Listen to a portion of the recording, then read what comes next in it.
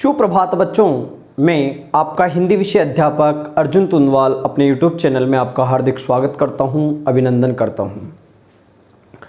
आज हम बात करने वाले हैं कक्षा 10 के पाठ मंगलेश डबराल के बारे में। और मंगलेश डबराल का जो काव्य खंड का अंतिम पाठ है कक्षा 10 सीबीएसई पाठ्यक्रम के अनुसार, और उस काव्य खंड का जो अंतिम पाठ है मंगलेश डबराल, उसका जीवन परिचय हम पढ़ेंगे और इनकी रचना पर बात करेंगे हम आने वाले वीडियो में। तो शुरुआत करते हैं हम मंगलेश डबराल का जीवन परिचय। देखो, मैं अब इनके बारे में बता दूं कि इनका जानना बहुत ही ज़रूरी है और इनके बारे में प्रश्न रीट में भी आ सकता है, क्योंकि प्रतियोगी परीक्षाओं में निश्चित तौर पर यहाँ से प्रश्न आएगा और हमारी कक्षाओं के लिए तो बड़ा महत्वपूर्ण है ही। ये रीट के लिए इम्पोर्टेंट इसलिए है क्योंकि इनकी मृत्यु अभी हाल ही में कोरोना से हुई है, तो इनको पढ़ना बड़ा ज़रूरी है। तो बात करते हैं हम मंगलेश डबराल की, और मंगलेश डबराल के जीवन परिचय की तरफ बढ़ते हैं।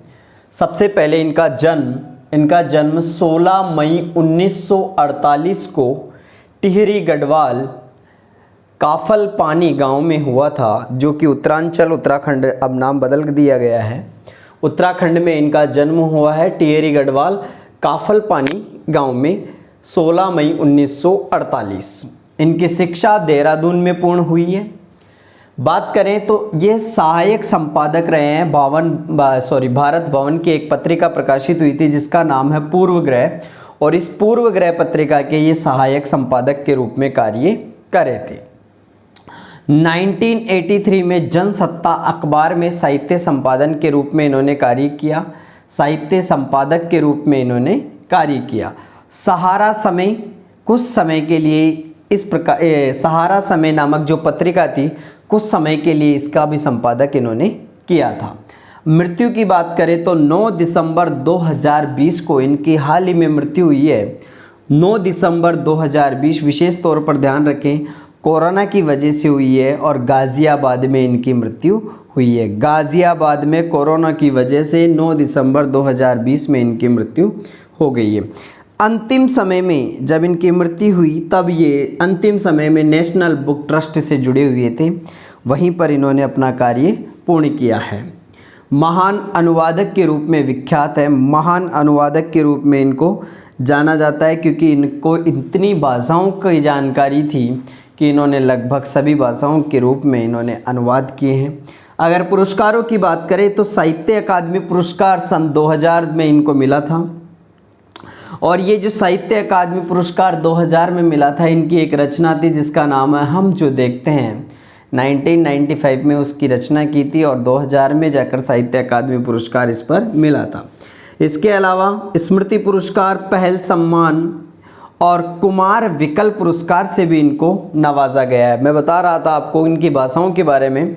देखो, इनकी भाषा अंग्रेजी, हिंदी के अलावा या हिंदी साहित्य में, हिंदी में जो योगदान दिया है इन्होंने, तो हिंदी के क्षेत्र में जिन जिन भाषाओं का अनुवाद करके अपनी रचनाओं में प्रकाश डाला है वह भाषाएं हैं अंग्रेजी, रूसी, जर्मन, स्पानी, पोलस्की और बल्गारी। ये बहुत सारी भाषाएं हैं जिनकी जानकारी इनको थी।